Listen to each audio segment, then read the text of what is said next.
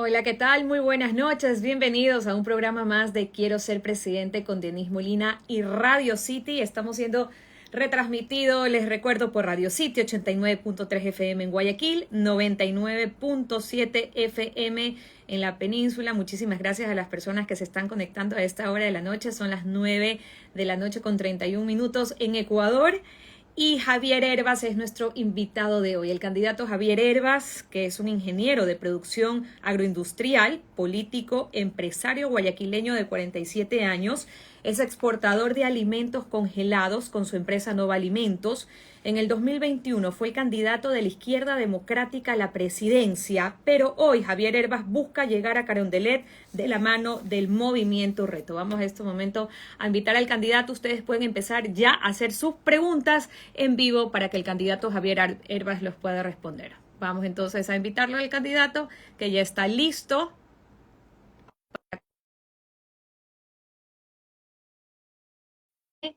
para combatir a la delincuencia que tanto está afectando a todos los ecuatorianos. ¿Estamos ya con usted, ingeniero? ¿Estamos con usted, ingeniero? Vamos a ver qué pasó. Vamos en este momento a volverle a invitar. Ahí estamos. 9:32. Estamos siendo retransmitidos por Radio City, 89.3 FM Guayaquil, 99.7 FM La Península. Ya las personas están empezando a hacer sus preguntas. ¿Tenemos al candidato? Vamos a invitarle una vez más. Algo ocurre, pero él está ya listo para esta entrevista que tendrá 1 hora de duración. Los gremios también se han sumado para realizar estas preguntas en distintos campos. Vamos a ver qué sucede. No se puede unir el candidato. Vamos a ver. Me preguntan qué hora es acá. Acá son las 9:30 de la mañana de jueves. Ya estamos acá jueves 29 en Tailandia. Vamos a ver qué pasa con el candidato que no se puede unir a esta transmisión. Lo estamos invitando nuevamente. 9:33 de la noche, hora Ecuador. Ahora sí estamos con usted, ingeniero. Buenas noches, gracias por su tiempo y gracias por acompañarnos en Quiero ser presidente a través de la señal de Radio City. Estimada Denise, para ti, buenos días, me imagino. Muy buenas noches a toda la audiencia que nos ve en el Ecuador. Encantado de poder participar de este diálogo contigo. Un atento saludo a todos los que están en este live. Se están conectando poco a poco, ingeniero, y también realizando sus preguntas que las vamos a hacer más adelante. Ya le decía a los seguidores, Javier Hervas es un ingeniero de producción agroindustrial, político, empresario guayaquileño de 47 años, exportador de alimentos congelados con su empresa Nova Alimentos. En el 2021 fue el candidato de la Izquierda Democrática a la presidencia y hoy usted pues busca llegar a Carondelet, pero de la mano de Reto. Usted fue el candidato sorpresa en las elecciones pasadas, ingeniero. Alcanzó el 4.º lugar pese a no tener pasado político ni reconocimiento público. Se enfocó mucho en la campaña a través de las redes sociales, incluso con videos de humor. ¿Cuál es su estrategia ahora para que los votos le alcancen y llegue a una segunda vuelta?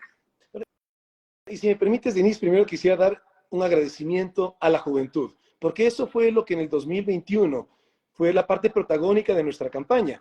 Los jóvenes. De hecho, te digo, ha sido una experiencia súper linda caminar por la calle, y esto me ha pasado muchas veces, y que se te acercan señoras, hombres, a decirte, oye, yo voté por ti porque mi hija o mi hijo me habló de ti.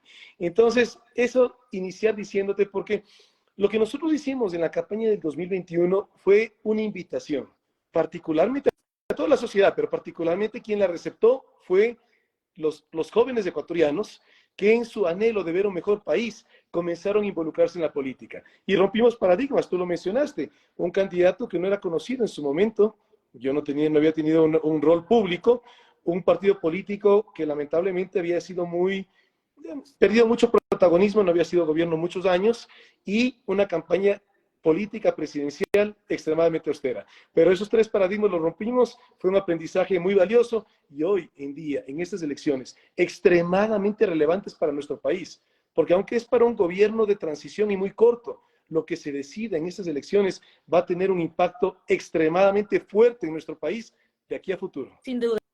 hay un periodo muy corto, pero le preguntaba, ¿cuál va a ser su estrategia ahora para que le alcancen los votos y entrar a la segunda vuelta?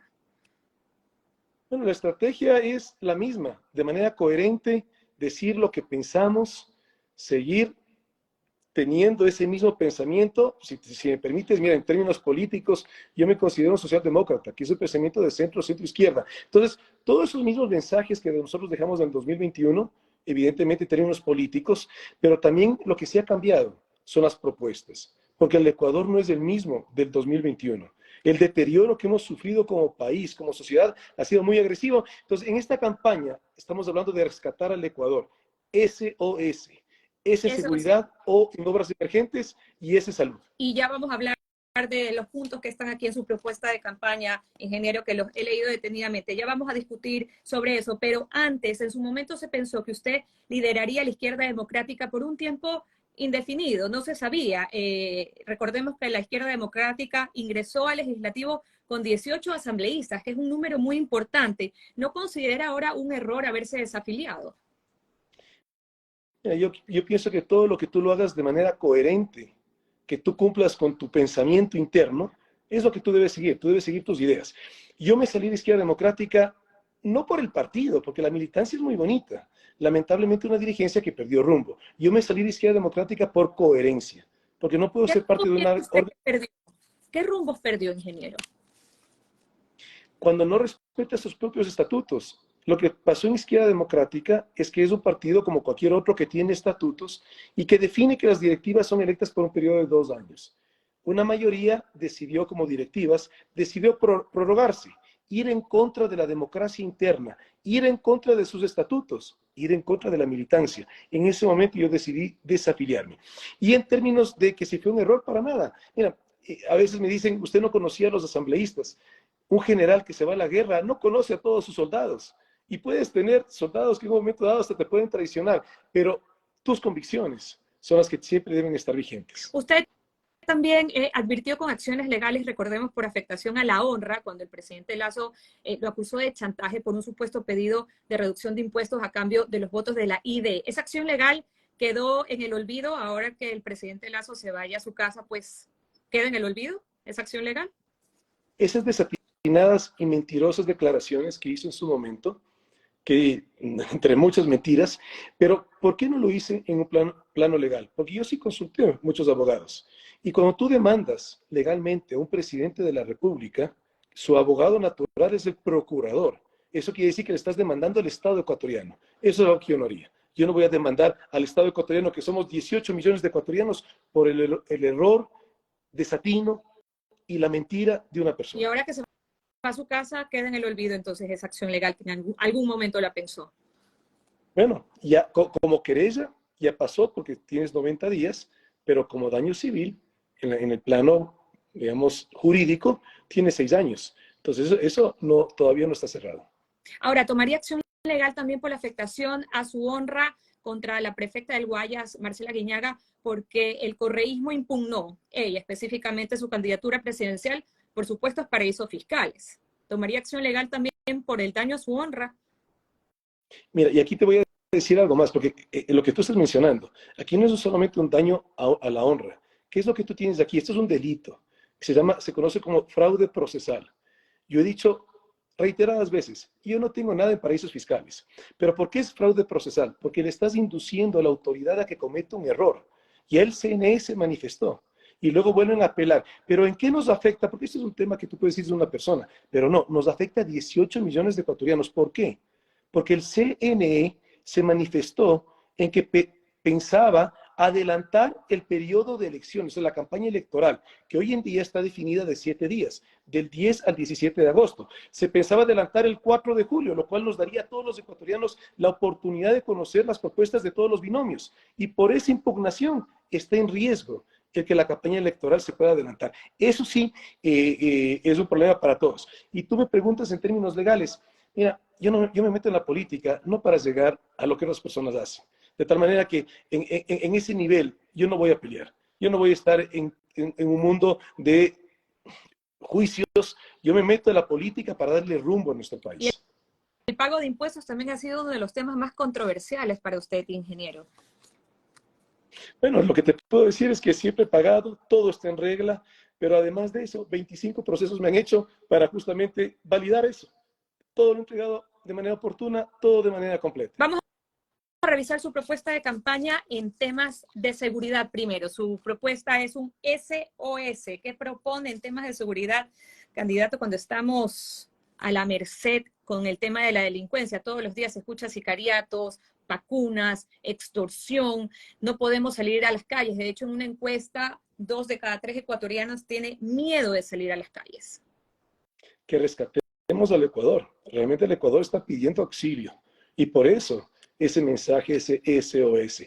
Y la primera es seguridad, porque la seguridad es tan básica, es tan necesaria, es tan elemental, que mire que ya en el debate público hemos dejado de hablar de reactivación económica, de salud, de educación, porque es algo muy necesario. Yo te voy a decir dentro de la propuesta, porque aquí lo que necesitamos es política crimen, una política pública que ataque al crimen y que permita que recuperemos el país de paz que ha sido el Ecuador.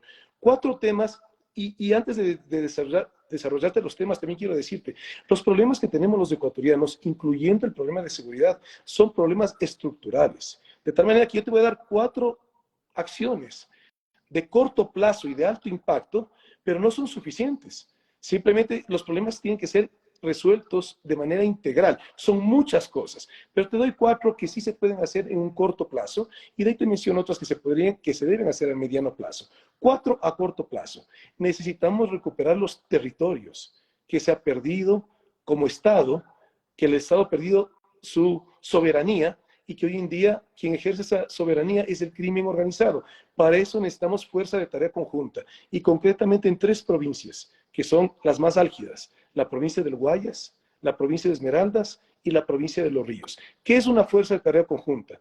Es la unión de la Fuerza Armada y la Policía Nacional. Fuerza Armada que permita que ingrese junto con Policía Nacional, con la fuerza, a tomar esos territorios. Pero eso no es suficiente, Pero se intentó, sino viene acompañado de programas por ejemplo, sociales. las masacres que se han dado, eso se intentó hacer, pero fue igual complicado. Es que la pregunta que uno se hace es ¿por qué no se hace? Yo te voy a decir, mira, los 4 puntos. El primero te decía la Fuerza de Tarea Conjunta, que necesitas ingresar también con programas sociales. Necesitas un Ministerio de Inclusión Económica y Social, un MIES, un Ministerio de Deporte y de Salud para nuestra juventud, que no se ha cooptado por esas organizaciones, como también un Ministerio de Educación y un Ministerio de Trabajo. Eso un punto. Otro tema que es de corto plazo y de alto impacto, tenemos que recuperar el control de las cárceles. Desde las cárceles de nuestro país se planifica y se ejerce todo ese crimen que se convierte en las calles de nuestro país en asesinato, sicariato, extorsión, vacunas y narcotráfico. Tanto narcotráfico internacional como lo que es el microtráfico, que es un problema que nos está afectando a todo el país, que nuestra juventud está siendo enganchada, lamentablemente, mucha parte de nuestra juventud, por este flagelo tan terrible que es el consumo de las drogas. 2, la tercera, tenemos que devolver la institucionalidad a la Policía Nacional. Un decreto ejecutivo, devolverle a la personería jurídica, que puedan hacer sus compras. Mira que en este gobierno, ya más de 2 años, y hasta el día de hoy se volvió a caer la compra de los chalecos antibala. La policía no tiene balas, no está equipada, no tiene tecnología. Es más, acabamos de graduar a 8.500 policías nuevos que en este momento no tienen dónde dormir. Esa es la realidad que está pasando. Es decir, no puedes tratar así a un ser humano. no se ejecutan los presupuestos para seguridad. Y no se los ejecuta, como tú bien lo mencionas. Y la tercera, Fuerzas Armadas. Necesitamos militarizar puertos marítimos y aeropuertos internacionales justamente por ese mismo problema que es el narcotráfico. Es decir, el problema de inseguridad es por la falta de presupuesto también. Con dinero suficientes y la compra de armamentos, municiones, chalecos, vehículos, ¿se puede recuperar en algo la calma del Ecuador? Es que se lo debe recuperar. Ecuador siempre ha sido un país de paz. Lamentablemente, a esta situación tan grave hemos llegado y dicen que no hacer nada también es una decisión, porque no se ha hecho nada y se ha permitido que este problema escale a niveles ya alarmantes. Ahora, ¿usted cuando se refiere a que las Fuerzas Armadas y la policía no tiene ese apoyo político, cuál sería su propuesta para que exista ese apoyo político si usted llega a ser presidente? ¿Qué pasó en términos políticos con estas dos fuerzas del orden, como es Policía Nacional y Fuerzas Armadas. Tuvimos un gobierno de 10 años que generó la discordia entre lo que debe ser una institución jerárquica, que entre la oficialidad y la tropa debe haber compañerismo, debe haber respeto. Eso se lo pretendió minar y lo lograron de alguna manera. Y entonces eso es lo que nos ha derrumbado la disciplina y por ende la ética y la moral. Tenemos que recuperar, eso es apoyo político. Apoyo político implica, por ejemplo, que se ejecuten los presupuestos, que haya una visión de país en términos de seguridad, que es algo integral, como te digo, o sea, hay que entrar por la fuerza a estas zonas, claro que sí, pero no es suficiente. Tenemos que combatir los graves problemas que tenemos. Y te cierro con esta frase que estoy convencido. La mejor política de seguridad es una buena política económica. Hay que reactivar economía. Ahora, usted habla de los jóvenes, de los chicos que se ven inmersos en pandillas y en sicariato también. Vimos un video que se hizo viral de niños disparando a personas, cometiendo sicariato. Eso se lo ve a diario en la Valerio Estacio recientemente, ayer, muertos, heridos, 8 heridos, 5 muertos por lucha de territorios. ¿Cómo reinsertarlos a estos jóvenes que están inmersos en el mundo de la droga? ¿Cómo se los reinserta cuando también tienen que cumplir con la justicia por sus actos, por los sicariatos que cometen, por las múltiples escenas que se ven a diario en las provincias del país? Mira, ¿cuál es la realidad que tenemos en el Ecuador en términos de una persona que lamentablemente haya sido cooptado por este vicio terrible de la droga? Es que no hay en la salud pública instituciones de rehabilitación. Mira que la más económica que tenemos en el Ecuador está en Cuenca y tienes que pagar $750. Me refiero a la más económica que cumple con todos los estándares. Hay muchas familias que su ingreso es el salario básico. ¿Cómo van a pagar $750 mensuales para la rehabilitación de su hijo? Entonces necesitamos como salud pública entender, porque la drogadicción es un problema de salud pública, pero que en este momento esa juventud está en abandono. Tenemos que llegar a suplir esa necesidad de esas familias que necesitan darle rehabilitación a sus hijos. Pero también hablemos de prevención, Denise. Yo cuando era niño, en el colegio, teníamos programas de prevención de droga. Cuando hoy en día tanto ha aumentado el consumo de la droga, en el Ecuador no hay un solo programa para la juventud que es justamente de prevención de droga. Y luego estamos enfrentando estos problemas. Ya que estamos hablando de droga, hablemos de la tabla de consumo de drogas, que en Ecuador está en vigencia esta tabla de porte y consumo de drogas. Un consumidor puede estar en posesión de 10 gramos para uso personal. Hay acuerdos, desacuerdos en eliminarla. Incluso es un tema que ha estado en debate. ¿Qué opina usted al respecto? ¿Qué va a hacer usted de llegar a la presidencia? Veamos los resultados. ¿Qué es lo que nos ha generado esa tabla de consumo mínimo? Microtráfico. Porque lo que ha terminado sucediendo es que el vendedor, el microtraficante, anda con esa dosis pequeña, vende y regresa y se la pasa de esa manera. Y eso es lo que está afectando en los colegios en el Ecuador. Entonces, evidentemente eso no está funcionando. Lo que tenemos que hablar es de una labor comunitaria. Y evidentemente lo que te dije hace un momento, necesitamos clínicas que sean de salud pública, del Estado, para lo que significa la rehabilitación de cualquier persona que en este momento esté enganchado en ese vicio de la droga. Ahora, usted propone que desde la Asamblea se propone o va a proponer un nuevo proceso de selección de jueces, así como una reforma al Código Orgánico Función Judicial, jueces sin rostros. Explíquenos un poquito más. Claro, mira, en términos de los jueces, ¿qué es lo que tenemos hoy en día en el Ecuador? Tuvimos un gobierno de 10 años que se jactó y lo dijo abiertamente que le iba a meter las manos a la justicia y de hecho lo hizo.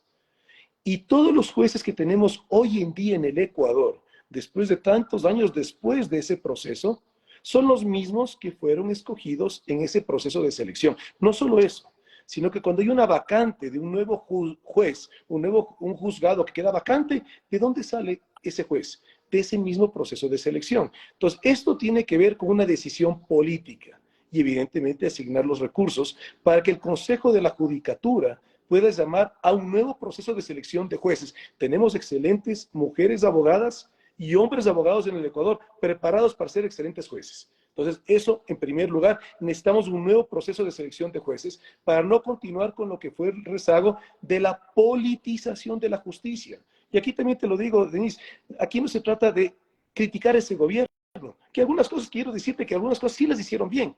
De lo que se trata es que muchos gobiernos en el pasado lo han hecho, eso no ha sido el único.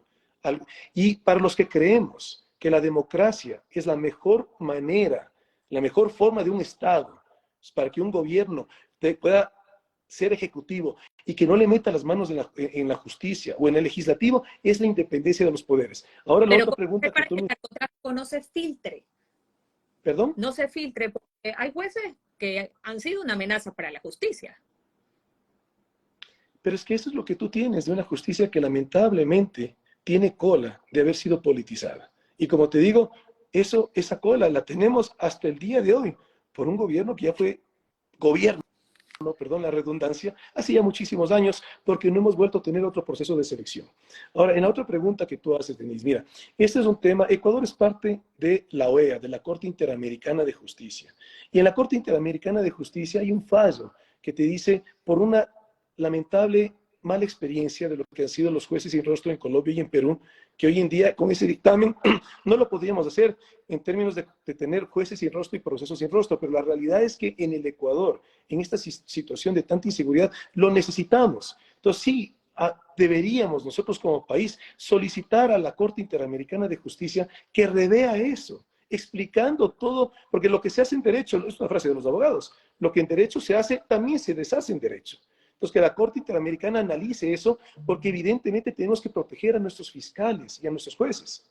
Ahora, ¿cómo va a fortalecer los lazos de cooperación, de colaboración con otros países en materia de seguridad? Eso es fundamental. Es otro... Tenemos que recuperar la cooperación con la Embajada de Estados Unidos, con la Unión Europea, porque el narcotráfico es un problema global, no es un problema solamente del Ecuador, pero eso implica inteligencia. Y aquí también, en términos de seguridad, quisiera hablar del COSEPE, el Consejo de Seguridad Pública del Estado. Eso inmediatamente lo activaría. Pero, ¿por qué te digo eso? Porque necesitamos recuperar inteligencia en Fuerzas Armadas, en Policía Nacional, pero lamentablemente otro problema que tuvimos con esta politización del Estado que vivimos hace unos años es que la inteligencia se utilizó para fines políticos. ¿Y cómo evitas eso? Activando el COSEPE, porque el COSEPE no es solamente presidencia y vicepresidencia de la República, son ministerios, son la Corte de Justicia. Es decir, forman parte una serie de instituciones del Estado para evitar justamente que la inteligencia sea utilizada con fines políticos, que no debería. Ahora, entremos más a fondo también de las cárceles que ya estaba usted mencionando sobre el trabajo que se realizaría ahí en las cárceles del país. En los últimos 3 años hemos tenido 11 masacres y realmente también una guerra campal en las calles cuando se traslada a ciertas cabecillas, a distintas cárceles. ¿Cuál sería su trabajo aquí a corto plazo? Porque hemos escuchado las propuestas de otros candidatos de construcción de 3 cárceles, otro de 2 cárceles. ¿Sería posible esto en tan poco tiempo que tienen si llegan a la presidencia de la República? Lo que sí es fundamental es que tienes que recuperar la soberanía dentro de las cárceles.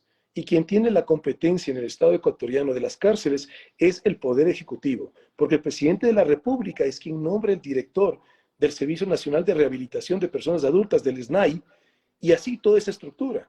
Pero eso no está funcionando. Entonces necesitas recuperar ese territorio. Necesitas tener cámaras al interior de las cárceles que no lo tienes. Entonces tienes que sacar a todos los PPLs de esa cárcel, adecuarla para cuando regresen esté realmente hay un control y en ese intermedio tienes que llevarlas a un lugar. Pero mira, hay algo que aquí es fundamental que lamentablemente no se hizo en términos carcelarios. ¿En dónde está la cárcel de la penitenciaría del Litoral? ¿En dónde está la cárcel de la Tacunga? La cárcel de Cuenca de Turín está muy cerca. Todas estas cárceles relevantes del país están prácticamente dentro de la urbe. Pero primero que no tenemos un sistema de rehabilitación en el Ecuador que realmente tú puedas decir rehabilitación. Tú tienes a un padre que no pagó su pensión alimenticia por algún problema económico, que va a la misma cárcel donde tienes un asesino donde tienes un narcotraficante, donde tienes un violador. Eso es lo que tienes hoy en día en el Ecuador. Entonces tú necesitas comenzar a tener cárceles de alta, de mediana y de baja seguridad. Las de alta seguridad no pueden estar cerca de una urbe. Tienes que tenerlas en pleno aislamiento. Pero Y claro, en esa... eso sería cerrar las cárceles que tenemos ahora y construirlas en zonas más alejadas. Para lo que es delitos graves, necesitas aislar. Y luego, mira, ¿qué es lo que sucede hoy en día? De esa cárcel, de un delito grave, de un día a otro sale a la calle. Eso no es rehabilitación. Rehabilitación es que de una cárcel de alta seguridad pases a una de mediana y luego a una de baja. Y la de baja seguridad sí debería estar en una ciudad, porque parte de la rehabilitación de un preso, de un PPL, es que tenga contacto con su familia. Entonces sí lo necesitas tener cerca, pero cuando ya es de baja seguridad, cuando ya es una persona que pasó por ese proceso de rehabilitación. Entonces, yo lo que te digo es que tenemos problemas estructurales en el Ecuador. El sistema carcelario es un problema estructural, pero hay que comenzar en algún lugar, y ese primer lugar es tomar control de las cárceles, y eso son cosas que sí son a corto plazo. Ahora, gran proyecto de recuperación vial. Usted en su propuesta de campaña habla de una conectividad vial, recuperación de las vías, que va a ser sumamente complejo con este fenómeno del Niño. Se necesita de muchos recursos también. ¿Cómo lo hará? La Calila Independencia está destruida. La vía Manta Rocafuerte de Manabí, Cuenca Molleturo El Empalme. Son tantas vías que hay que reconstruir a nivel nacional.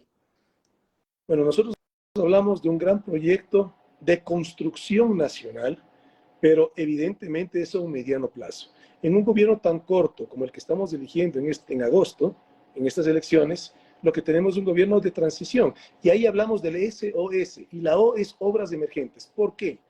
Porque necesitamos dar la vialidad, recuperar la vialidad en un invierno fuerte que hemos tenido. Hemos pedido puentes, tenemos comunidades que ya están aisladas, pero está viniendo la corriente del Niño. Eso ya es un hecho. Y para estar preparados a eso, necesitamos que la maquinaria que la tenemos en el Ecuador, Denise, hubo un gobierno de 10 años que, así como decimos lo que eventualmente, lo que hizo mal, también hablemos de lo que hizo bien. Cuando hizo carreteras, trajo, y hay en el Ecuador, hay gran cantidad de maquinaria que está parada, de tal manera que esa maquinaria necesitamos ponerla a trabajar. ¿Qué pasó en Estados Unidos en 1935 con el New Deal? El Estado no tenía dinero. Lo que es hoy en día la economía número 1 en el mundo estaba quebrada en esa época, con el presidente Franklin Delano Roosevelt. ¿Cuál fue la apuesta que él hizo y cómo reactivó esa economía para que se convierta en la número 1 en el mundo? A través del sector privado. Eso es lo que tenemos que hacer hoy en día los ecuatorianos, que además también es otra narrativa que luego podemos hablar, que nos dice que no hay dinero, pero sí decirte que necesitamos esa unión público-privada en términos de que el sector privado sea el que permita, y en este caso los constructores que no reciben desde ese gobierno los últimos 2, 3 años, ya no hubo, después hubo uno de 4 años que no hubo obra, y ahora más de 2 años que no hay obra, pero la maquinaria está aquí en el Ecuador. En las alianzas público-privadas. ¿Qué más? ¿Cuál es el plan de financiamiento, ingeniero, además de las alianzas público-privadas? Pero es que, justamente, ¿qué es lo que tú tienes que, como Estado, fomentar? Que la empresa privada, que sí tiene la maquinaria, pueda hacer estas obras. ¿Y cuánto necesitas? Porque lo puedes concesionar. Todas esas carreteras que están en mal estado, lo concesionas para que la empresa privada de los peajes pueda... Es decir, ahí ni siquiera estás hablando de recursos del Estado. Tenemos muchísimas urgencias, y en todo lo que la empresa privada pueda participar, muy bienvenido. Y en lo que no pueda participar, por ejemplo, te digo otro problema que tenemos gravísimo en el Ecuador, la desnutrición infantil crónica.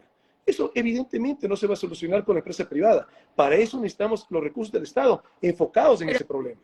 Se vienen problemas también, además de los problemas viales que vamos a tener, que usted ya ha mencionado, pues que a través de la alianza público-privada se reconstruirían o se construirían estas carreteras que van a quedar perjudicadas por el fenómeno del Niño. También hay otros problemas que nos va a dejar el fenómeno del Niño. ¿Qué plan de financiamiento tiene usted? A eso me refiero, ese plan de financiamiento con todo lo que se nos viene, porque también hay una consulta popular de por medio del Yasuní, que es si gana el sí, ya no vamos a contar con esos recursos tan importantes para el país. Mira, yo estoy convencido que el próximo gobierno es probablemente el gobierno más difícil en toda nuestra historia republicana. Y por eso me candidatizo, porque también entiendo que si en este momento no lo hacemos bien, va a ser mucho más difícil lo que se nos viene posterior. Entonces, tú hablas en términos de financiamiento. Mira, en primer lugar, Denise, ¿cuál es el presupuesto general del Estado? Supera los 33.000 millones de dólares. $1.000.000 para ti, para mí, para quien nos está escuchando y viendo en este momento, es mucho dinero. Multipliquemos eso 33.000 veces. Es decir, el Ecuador es un país tan bendecido, tan maravilloso y tan rico que ha permitido tener los políticos que hemos tenido. Entonces, primero esa narrativa en términos de que no haya nada de dinero. No, sí hay. Evidentemente no sobra, pero sí hay recursos. Pero te puedo decir, hoy tuve una reunión con el representante del Banco Mundial en el Ecuador. Hay toda la apertura del Banco Mundial y que en las palabras de él, de otros multilaterales, de poder apoyar. ¿Cuál es la realidad que tenemos como Ecuador? Somos la única economía dolarizada en Sudamérica. Geopolíticamente, eso tiene peso. Lamentablemente, los políticos ecuatorianos no han capitalizado eso a favor de los ciudadanos ecuatorianos. Para nosotros, sí tenemos claridad que la dolarización es política de Estado, tiene que ser política de Estado. Entonces ahora te respondo lo que tú me mencionaste también, Denise, acerca del Yasuní. Mira, se cometió un error terrible, y eso lo hizo ese gobierno de los 10 años, que decidió ese gobierno entrar a explotar una reserva nacional, que es el Yasuní. Pero ese error ya lo cometieron. Ahora, ¿qué significa el Yasuní al día de hoy? Dependiendo del precio del petróleo, estás hablando de ingresos al año que van entre 1.000 a 1.500 millones de dólares, como te digo, en función del precio del petróleo. Primero, me da mucha pena que un tema tan relevante lo politicemos aquí en el Ecuador. No debería ser un tema político. Y también me da pena que... Pero la inversión que se hizo, sí, el ingreso es de 1.200 millones aproximadamente, pero también se hizo una inversión millonaria, 1.900 millones para ingresos esperados de hasta 13.800 millones hasta el 2043. Hay una inversión también importante ahí que se va a perder y son recursos que el Ecuador cuenta en la actualidad. Entonces ahora te hago todo el contexto y te digo, me da pena que lo hayan politizado en el Ecuador los políticos tradicionales de este tema. El error se lo hizo en el pasado. Pero lo que significa esos ingresos es poner en riesgo la dolarización si los llegas a perder, es correr el riesgo de que no tengas cómo subsidiar los combustibles que necesita el Ecuador tenerlos subsidiados, porque el Ecuador es un país con mucha inequidad. Tú no puedes quitar el subsidio de los combustibles. Tercero, son más de 650 plazas de trabajo, que tal vez para algunas personas puede ser abstracto, pero para esas familias no lo es. Cuarto, vamos a perder las demandas que nos hagan, porque nos van a demandar. De hecho, ese gobierno, ¿cuántas demandas nos hizo perder posterior a eso? ¿Y a quién demandan? Al Estado ecuatoriano. ¿Quién es el Estado ecuatoriano? Todas las mujeres y hombres ecuatorianos. Y quinto, también es un tema ambiental. Porque el rato que tú salgas y dejes esos pozos en el abandono, ahí tienes un problema ambiental. Entonces, con esto te doy el contexto de lo que significa el Yasuní. Yo respetaré la decisión que en democracia tome el pueblo ecuatoriano, pero sí te puedo dar mi criterio personal de que lamentablemente ese fue un error del pasado, que ahora no se vengan ese gobierno, los que fueron gobierno en ese entonces, a venirse a dar de ambientalistas. Y también te digo otra consulta que se está haciendo para los que vivimos en Pichincha. La minería en el Chocó andino. Totalmente en desacuerdo en que se explote minería en el Chocó andino. Ahora, hablemos del tema de salud, el fortalecimiento de la atención primaria, creación de centros de salud, usted propone en este gobierno que se viene. Y ahí quiero hablarte creación de mi de centros binomio. de salud en las zonas rurales, ¿en dónde? Correcto, y quiero hablarte de mi binomio, si me permites, Denise, porque es una mujer líder, indígena, quichua, médica, y no solamente médica, sino especializada en medicina familiar, que es lo que tú me estás hablando en este momento, que es la medicina de primer nivel, la medicina preventiva, la que no tenemos en el Ecuador, y por eso la de segundo nivel, la hospitalaria, la saturamos, y no solo la de segundo nivel, la de tercer nivel, que es de especialidad, también la saturamos porque no tenemos la medicina preventiva. ¿Qué es lo que necesitamos como país? Primero, si hablamos de medicina, que el Estado compre las medicinas, que no tengamos la corrupción, porque así como hablamos de crimen organizado y de mafias en términos de narcotráfico, lo tienes en el sistema de salud. Denise, en Guayaquil asesinaron a la directora del hospital del IES, del hospital Teodoro Bustamante, la mataron, sicarios. Esas mafias, ¿por qué ocurren? Porque hay intermediación en la compra de los ecuatorianos, que el Estado ecuatoriano no pueda comprar directamente la medicina a los fabricantes, a las farmacéuticas, y lo hacen con intermediarios. ¿Qué lógica hay? Es que hay cantidad de cosas que son de sentido común, Denise, pero que no se está haciendo Ahora, nada. usted habla de su binomio. ¿Qué rol va a tener la vicepresidenta en este caso, si usted llega a ser presidente? ¿Cuál va a ser su rol? Primero decirte que estoy muy honrado de tener una mujer con esa historia de vida que tiene Luz Marina. Y es muy conocedora no solamente del tema de salud, sino de los temas sociales. Luz Marina también lideró en el cantón Cotacachi, cuando estaba su esposo, Auqui Tituaña, de alcalde, todos los programas del patronato. De tal manera que no hablas solamente de un tema específico de salud, hablas que el municipio de Cotacachi, ella con el patronato, fue declarado tierra libre de analfabetismo. O sea, ella es conocedora del tema social y lo conoce de manera integral, que es lo que necesitamos en el Ecuador, manejar los problemas no con una sola solución, no por decreto, y menos aún con ese discurso que nos decían que en 100 minutos por decreto el Ecuador se solucionaba. Sabemos que no es así. Se soluciona con gestión y con personas que conocen, como es Luz Marina. En el plano social, ella puede aportar muchísimo y yo me apalanco plenamente en ella en el plano social. Ahora, creación de incentivos, becas, programas de capacitación, mejorar las condiciones laborales para atraer y retener talento en el sector de la salud, ¿se refiere usted?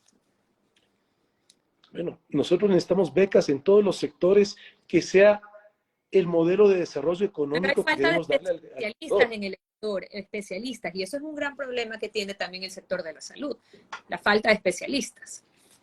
Claro, pero yo te decía, es el modelo de desarrollo económico que queremos como país. Nosotros proponemos un modelo de desarrollo económico inclusivo, sustentable y productivo. ¿Y eso qué implica? Política pública también en términos de educación y también en términos de becas. Hoy en día no tienes becas en el Ecuador. El Estado no está dando becas. Esa es la realidad que estamos viviendo. Entonces, si necesitas, como política de desarrollo, entender que ese modelo de desarrollo económico extractivista, que ya llevamos más de 6 décadas, no ha funcionado.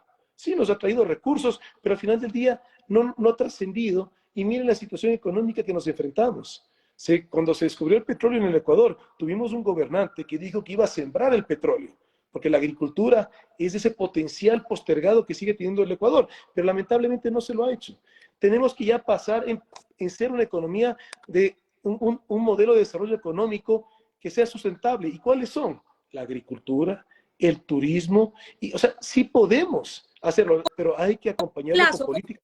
¿Cómo se puede ayudar al turismo en un corto plazo cuando nuestro nombre como Ecuador está desprestigiado, lo podemos decir así, a nivel mundial con respecto a la delincuencia, porque es de noticia internacional los casos de sicariatos, homicidios, estos números alarmantes que nunca se habían visto en la historia del Ecuador? ¿Cómo se puede entonces atraer al turismo de esa manera cuando estamos en medio de un desprestigio? Por eso te hablaba de esos 4 puntos que son a corto plazo y de alto impacto. Pero también en términos de turismo, hablemos del turismo nacional que se comienza a fomentar en el país. Y el turismo internacional sigue viniendo al Ecuador. Lo que necesitamos es solucionar el problema de seguridad, porque hoy en día la economía está siendo contraída por los problemas de En tanta inseguridad que Esmeralda, estamos viviendo. Esmeralda es una provincia muy turística y que ahora muchos tienen miedo de ir a la provincia por el nivel de inseguridad que se vive. Los hoteles prácticamente están a la baja, por no decirle en un 100%, y eso se replica en distintos puntos donde se vive mucho del turismo. Por eso hay que rescatar el Ecuador en este momento. Por eso el SOS es en estas elecciones, porque no podemos seguir dejando que nos deterioremos más de lo que ya estamos. Y sí puedes deteriorarte mucho más, porque los países no quiebran. Quienes quebramos somos las personas, los ciudadanos. ¿Cuál sería el plan entonces para el turismo? ¿Incentivos tributarios? ¿Cuál sería el plan a corto plazo? Lo que tenemos es que entender que es un gobierno de transición, es un gobierno muy corto. Estar hablando que en términos de turismo podemos atender en este año 4 meses sería demagogia. Por eso lo que estamos hablando es primero seguridad, pero hay un potencial turístico. Tienes que acompañar con política pública. ¿Y qué significa política pública en términos de turismo? También política pública de promoción, y por eso yo te hablaba de un turismo interno. Eso sí lo puedes hacer. Ahora, hablemos de la agricultura. Usted señala impulsar la agricultura y potencializarla hacia mercados internacionales. La convierte en un generador de divisas que va a ayudar a generar alternativas, ya lo decía. ¿De qué manera entonces se va a ayudar al sector agrícola, que también se va a ver muy afectado por este fenómeno del niño que se aproxima? Correcto. Y antes de desarrollarte agricultura, yo sí quisiera mencionarte. Hay 3 sectores de la economía en el Ecuador que tienen la virtud de una práctica inmediata reactivación, que es lo que necesita en este momento el Ecuador de urgencia, una reactivación. Uno es agricultura, que te lo desarrollo ahorita, el otro es emprendimiento y el otro es construcción. Hablando de agricultura, ¿qué es lo que hace falta? Política pública, nuevamente. Y te menciono cuáles son. Política de semillas, no tenemos en el Ecuador. Tristemente, lo que era el INIAP ha venido deteriorándose cada vez más. Necesitamos darle semillas que sean de alta productividad, que están disponibles, que de hecho esa es la razón del INIAP, poder tener material que pueda dar buena productividad a los agricultores. Dejó de serlo. Eso es investigación y desarrollo, número 1. Número 2, acceso al crédito, que es una banca pública. Y en el Ecuador, pues la banca pública que tenemos, la CFN de segundo piso, de primer piso el Banco del Pacífico, porque por eso sí hablábamos que no se puede vender el Banco del Pacífico, no en un momento de tanta crisis económica, porque tiene que ser protagónico, porque la banca pública lo que tiene que ser es una banca de desarrollo, que genere el desarrollo que tú quieres para el país, y eso es agricultura. Entonces, acceso al crédito, con las fenologías de los cultivos. Te hablo un ejemplo, por ejemplo, el café. La fenología del café es que tú comienzas a cosechar al tercer año. ¿Eso qué significa? Que tú tienes que dar créditos a 8 años. Los primeros 3 años de gracia y comienzas a pagar para que los 5 años posteriores recuperes ese capital. Pero no como tenemos hoy en día, tanto en la banca pública, que no tienes una diferencia con la banca privada. Hoy en día es lo mismo en términos de plazo, en términos de interés, cuando yo te repito, la banca pública es una banca de desarrollo. Déjame hablarte en agricultura también y de educación. Perdimos los colegios agropecuarios en el Ecuador. Ese gobierno de los 10 años nos quitó, porque nos volvieron unidades educativas. Necesitamos colegios tecnológicos. Eso es un colegio agropecuario. Y por eso, con lo que significa la agricultura. Hay muchas familias que después, mira cuáles son las cifras. En el Ecuador graduamos 300,000, más o menos 300,000 bachilleres cada año. ¿Y sabes cuántos cupos tenemos en las universidades públicas y privadas? 90,000. 210,000 jóvenes, chicas, chicos, no les dejamos en abandono, sin educación y sin trabajo.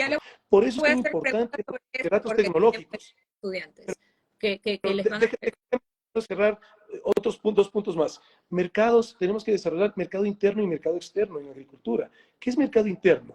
Y mira qué pasó en la pandemia. Es uno de los aprendizajes. Primero, que gracias a los agricultores y campesinos ecuatorianos no faltó un plato de comida en los hogares ecuatorianos. Pero ¿cuál es el otro aprendizaje? Que el campesino salió a vender a las carreteras y el consumidor lo compraba. Ganar, ganar. El consumidor tenía productos de alta calidad a bajo precio y el agricultor, el campesino, vendía a un mayor precio porque no tenía el intermediario. Esos son los mercados internos. Tenemos 221 cantones en el Ecuador, que deberías tener el mercado de productores. Es competencia de un cantón, de un gobierno autónomo descentralizado cantonal. Entonces deberías tener mercados de productores, 221, para que no haya una intermediación, y mercados externos. Dejamos de tener una política pública de fomento de la exportación. Entonces, todos estos temas que yo te estoy diciendo son temas que solamente política pública, y es la visión. Pero yo sí soy un agricultor, yo sí los entiendo.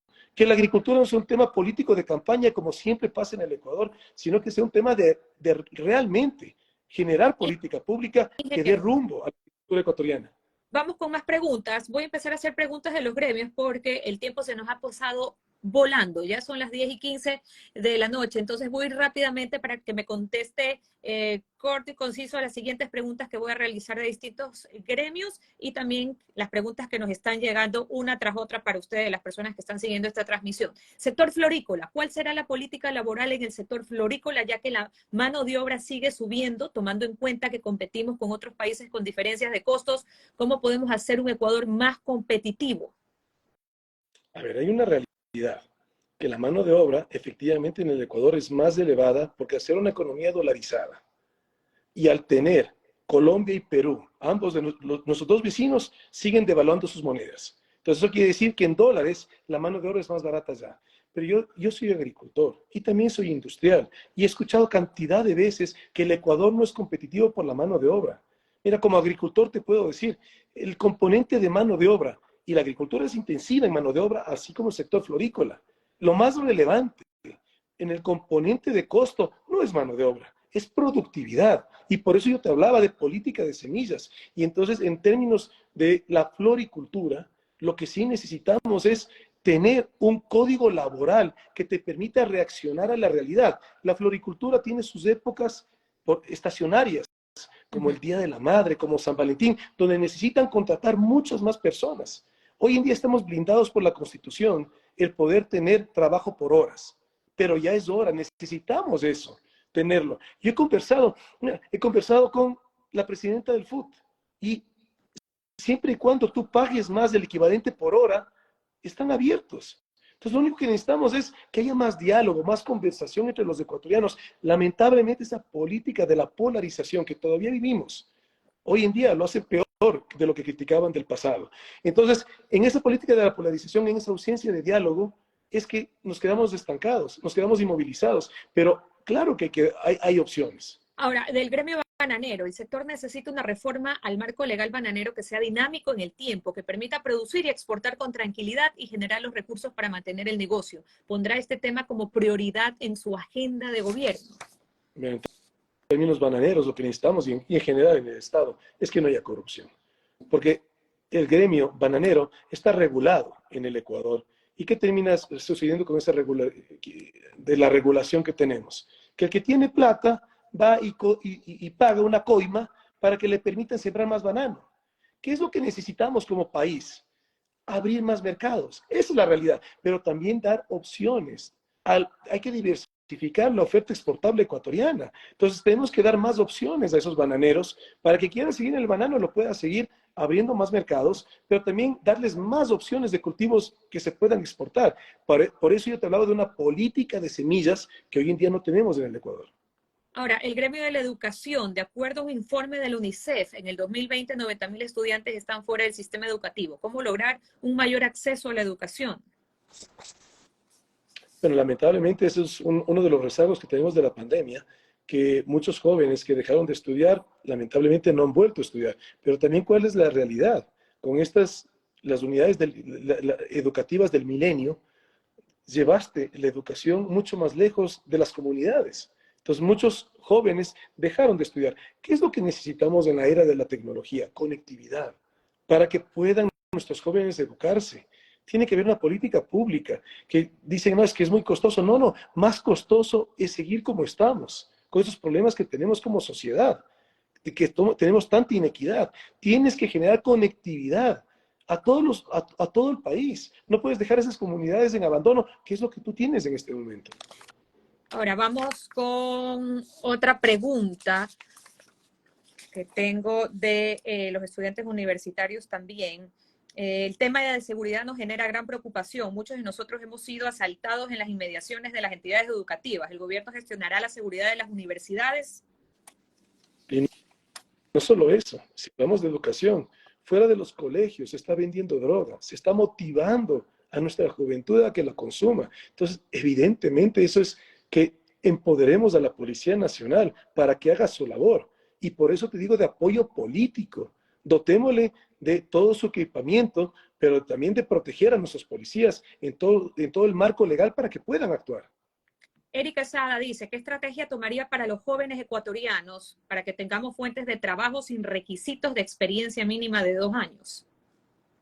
Bueno, eso lo tenemos que hacer en términos de sí, desde las universidades, es más, en los colegios agropecuarios, desde los colegios tecnológicos y las universidades, tenemos que fomentar las pasantías, que ese es uno de los problemas que tenemos en el Ecuador. Se exige experiencia, pero a su vez el joven que sale no tiene experiencia y entras en un círculo vicioso. ¿Cómo lo rompemos? Yo estudié en Colombia, yo soy ingeniero de producción agroindustrial. En el 9º semestre de la carrera de 10 semestres, en el 9º semestre yo fui forzado hacer prácticas, que me sirvió muchísimo. Y no solo eso, sino que el último semestre, el 10º semestre, yo tenía un horario que me permitía trabajar. Y de hecho, yo trabajaba a tiempo completo, 8 horas, toda la tarde. Yo trabajaba porque el horario era por la mañana. Esto tiene que ser en términos generales, no irrelevante de cuál es la carrera, lo relevante es que le demos esa experiencia al joven y eso lo haces con pasantías. Ingeniero, voy con más preguntas de la gente que está escribiendo, que está poniendo aquí sus preguntas. Henry González dice, pregunta seria, luego de lo que sucedió en la ciudad de Guayaquil con la Marcha del Orgullo, ¿qué propone para que la comunidad sea escuchada y apoyada? Lo que nosotros dijimos, lo que lo pusimos en el Twitter. Mira, esa marcha es una expresión que tú como Estado, como en este caso un cantón, no lo puede prohibir. De hecho, se ha venido haciendo en la avenida 9 de octubre. Nosotros como ecuatorianos tenemos que fomentar la tolerancia para poder vivir en paz, para recuperar ese país de paz que ha sido el Ecuador, es en función de tolerancia. ¿Cómo puede ser posible que un municipio no te permita tener una expresión de cualquiera que sea el grupo? Pero es una expresión que tienes que permitirlo. Ahora, Rolotop, ¿cómo dinamizar y lograr condiciones para el sector maderero, ya que somos una potencia de producción de balsa y erradicar la invasión a las plantaciones por la delincuencia organizada? No, el problema es ese, delincuencia organizada. ¿Cómo podemos hacer que cualquier actividad, no solamente la maderera, qué pasa en el sector ganadero? El problema que tenemos en general en la agricultura y mucho más en la agricultura de la costa es eso, es la inseguridad. De tal manera que necesitamos recuperar ese país seguro que ha sido el Ecuador, pero eso es, y con la coherencia de apoyar a las Fuerzas Armadas y Policía Nacional y también al sistema de justicia. Jess Ruiz, de no ganar, ¿dará el apoyo a otro candidato? No, yo siempre he sido coherente y yo lo dije, en estas elecciones, cuando yo evidentemente buscaba participar, no logré tener un partido político que en su momento que auspicie, yo dije que no iba a apoyar absolutamente a nadie. Y luego logré. Dicen que los tiempos de Dios son perfectos. En un momento en que parecía que no iba a correr, reto, lista 33, está auspiciando la candidatura y en función de eso hoy en día nos presentamos como una opción, pese a que Revolución Ciudadana busca de todas las maneras posibles que no concursemos, pero ya lo estamos concursando. Y, ¿perdón? Ingeniero, voy a seguir con más preguntas porque son muchas y se nos acaba el tiempo. Multifibra, ¿qué va a pasar si tiene la asamblea en contra? ¿Multifibra? Dice, No ¿qué va a entendí. pasar si tiene la asamblea en contra? Estoy diciendo los nombres de las personas que van escribiendo o como se hacen llamar en el Instagram. La pregunta es, ¿qué va a pasar si tiene la asamblea en contra? Sabemos que no vamos a tener mayoría en la asamblea, eso es obvio, y sabemos de lo que nos vamos a enfrentar, pero por eso mismo estamos concursando, porque en este periodo tan corto, de 1 año 4 meses, lo que necesitamos es gestión, muchísima gestión, pero el presidente es colegislador, proponente de ley. Mandemos leyes que sean puntuales y concretas para que no se pasen en el debate, sino reformas muy puntuales. Vamos con otra pregunta. Génesis Guardo, ¿cómo va a ayudar a los maestros que cumplen su tiempo de servicio, pero no edad? Estos son temas que tenemos que tratarlos como sociedad. ¿Cuál es la realidad? Tenemos un grave, y estamos en caos en el Ecuador. Ya pasamos de la crisis al caos. Aquí sí necesitamos que todos arrimemos el hombro, pero también necesitamos darle dignidad a quienes ya se hayan jubilado. Y si es que la pregunta va por ese lado, a docentes que se hayan jubilado, pero los necesitamos también, porque tenemos, como te dije hace un momento, 210,000 bachilleres que quedan en abandono. El ingreso a la universidad tiene que ser libre a través de la virtualidad. Todos estos docentes que se hayan jubilado, buscar un sistema en el cual, una propuesta en la cual lo podemos todavía que sean productivos para la sociedad porque los necesitamos. No podemos dejar esos 210,000 jóvenes en el abandono que en este momento tienen. Ahora, cada año. ¿Qué opina usted? Dice Dayeli Contento. ¿Qué opina usted sobre la administración de Nayib Bukele en El Salvador? ¿Cree conveniente que se emplee acá en Ecuador y dejar de pasar estas necesidades? Bueno, creo que ha hecho algo bueno en términos de las cárceles, pero yo soy un convencido de la democracia. Cuando tú buscas reelegirte y ya quedarte en el poder, eso para mí sí es una grave alarma que es lo que un gobierno que tuvimos pretendía hacerlo. Pero con respecto a su gestión en temas de seguridad, ¿tomaría varios ejemplos de lo que él ha hecho? Solamente en términos carcelarios, porque en términos políticos no. Carlos Caravalli, ¿qué pasa con los menores de edad que cometen delitos graves? Habría que ir al fondo de los problemas, Denise. Es que, ¿cuál es el problema que tenemos ahorita? No es un tema, tenemos que hablar de la prevención, que no estamos dando las opciones a nuestra juventud, a esa juventud que quede en abandono, a esa juventud que vive en sectores marginales, que está en abandono del Estado. Cuando se va por la línea del crimen, es porque como Estado, como sociedad, no le dimos las oportunidades, vamos generando las oportunidades. Entonces, más bien vamos desde la prevención, en lugar de estar hablando solamente de la reacción. Pero un crimen grave, evidentemente también hay que reformar el COIP, porque si es que es un crimen grave, esa persona lamentablemente, por las decisiones que tomó, aunque sea un niño en términos de lo que tenemos que hablado de niños sicarios en el Ecuador, tienes que aislarlo de la sociedad para ojalá poder rehabilitarlo, pero no lo puedes dejar suelto.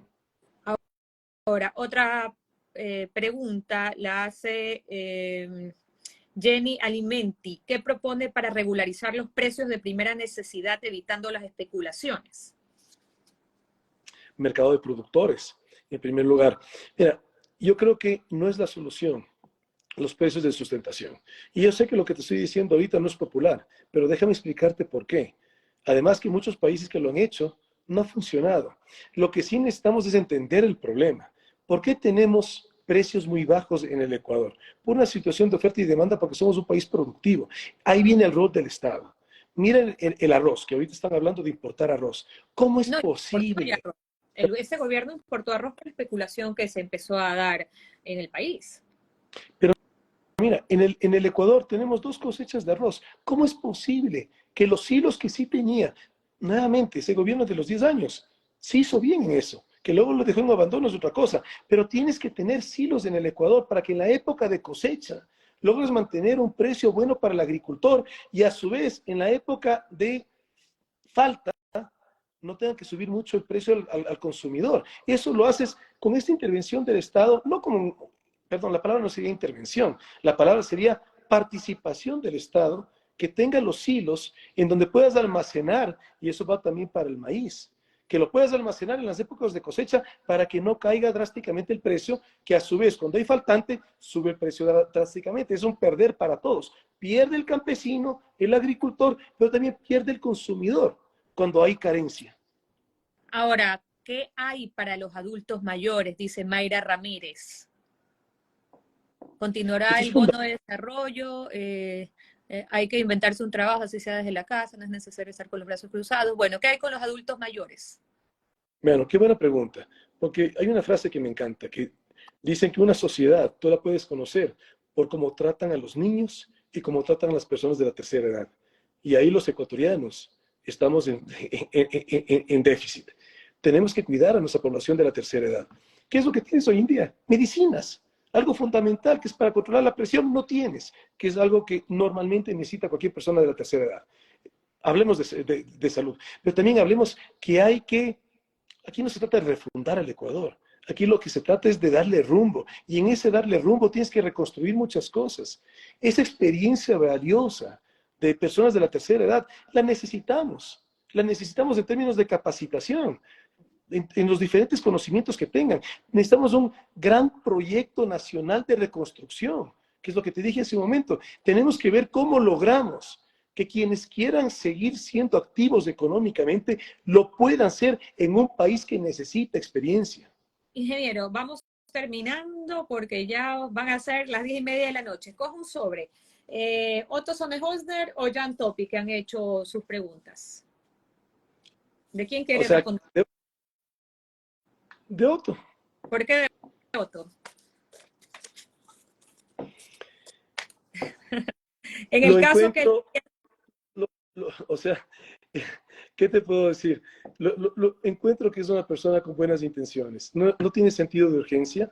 Fue poder y renunció, pero en sus intenciones lo encuentro que son sanas intenciones. En el caso que la Alianza Actuemos gane las elecciones presidenciales, ¿cuál será su rol para sacar adelante al Ecuador? Perdóname, en caso que la alianza... Que la Alianza Actuemos, o sea, la de él, gane las elecciones presidenciales, ¿cuál será su rol para sacar adelante al Ecuador? Bueno, el ¿Los va a rol que he apoyar? seguido así ¿Los en estos dos apoyaría? últimos años. Yo no me meto en la política buscando un cargo público y me lo han ofrecido. De tal manera que yo sí puedo decir que yo sí soy coherente. Yo dije que no iba a aceptar ningún cargo público y así yo te puedo repetir. Yo no busco un cargo público de ningún otro gobierno. Yo lo que sí busco es darle rumbo al Ecuador. Y en este periodo de 1 año, 4 meses, que yo francamente, y en esto, yo no me meto en la política para criticar a nadie. Pero para mí, simplemente te puedo dar mi opinión. Yo pienso que los demás binomios no tienen el sentido de urgencia de lo que necesita el Ecuador. Que Nosotros si sí. usted no aceptaría un cargo público en caso de no llegar a la presidencia, no aceptará de quien sí llegue a la presidencia. No, porque yo sí pienso que tú tienes que reflejarte en tu jefe. Y yo de los otros 7 binomios, en ninguno de ellos me reflejo para que sean jefes míos. 1 o 2, escoja un sobre. Número 1. Pregunta sobre Número 1. número 1. Vamos con el número 1. ¿Cuál es el nombre de la reserva ecológica en Ecuador que alberga una gran variedad de especies? Es considerada patrimonio natural de la humanidad. Galápagos. El Yasuní. Es un bosque húmedo tropical, una de las joyas de biodiversidad del mundo, que contiene 1.300 especies de árboles, 610 especies de aves y 200 especies de mamíferos, porque es una reserva ecológica. Patrimonio natural de la humanidad. El Yasuní, que tanto es un tema que estamos hablando, donde hay una consulta de por medio.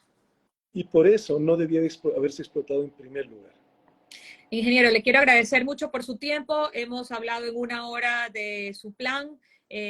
Lamentablemente la hora se hace corta porque hay tantas preguntas que quedan todavía por responder, pero le quiero agradecer por su tiempo y suerte en su campaña. Por cierto, ustedes van a empezar también ahora desde el 3 de julio con seguridad, con Policía Nacional que va a respaldar estas campañas por el nivel de inseguridad. ¿Usted va a aceptar este resguardo policial para su campaña? Por supuesto, porque queremos estar en Esmeraldas, queremos estar en Los Ríos, queremos estar en diferentes sectores rojos de la provincia del Guayas. Bueno, ingeniero, muchas gracias entonces por su tiempo. Que tenga una buena noche. A ti muchas gracias, Denise. Que Dios bendiga a nuestro Ecuador y que cada uno de nosotros demos nuestro mayor esfuerzo por darle ya rumbo positivo a nuestro país. Gracias, Feliz noche. Gracias a las personas que se han conectado a esta hora y como siempre les digo, no te limites a ser un espectador, sea agente de cambio eligiendo a esa persona que saque a nuestro querido Ecuador a flote. Gracias a las personas que se conectaron. Mañana tenemos más. Mañana está con nosotros Yacu Pérez. Yacu Pérez, y sus preguntas las pueden empezar a hacer desde este momento, que voy a subir un post con un poco la biografía de Yacu Pérez. Hasta luego, ingeniero. Gracias a quienes nos siguieron también a través de Radio City. Muchas gracias.